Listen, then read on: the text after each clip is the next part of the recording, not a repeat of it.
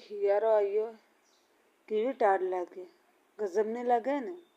તમારી વાત સમજજો તમે. હવે આપણી ખોરાક કરવી તો કઈ કરવી? સાદા લાડવા બનાવો કે મેથીવાળા લાડવા બનાવો? હવે કયા મેં ટેકો અને કયા મેં નહીં રહે હું તમને બતાવું. જુઓ, વાયુવાળો મનકો હવે અને મેથીના લાડવા ખાવા જોઈએ. સિમ્પલ મનકો હવે એને સાદા લાડવા ખાવા જોઈએ. એ હિયારાની ખોરાક પણ ખાવી જોઈએ, લાડવા ખાવા જોઈએ. સમજ પડી? તો જ તો તમારું શરીર તંદુરસ્ત રહેગા કે પછી નહીં રહેગા. હા, ગડા મનકને વૈયારા મનકને ખાવાના મેથીના લાડવા અસલ બનાવીને આલો. એક લડ્ડુ ખાવાને ખવાડો, કેમ નહીં રહે? એ જે ગડો મનક 2 વર્ષ જીવતું હોય તો 10 વર્ષ બીજું જીવે.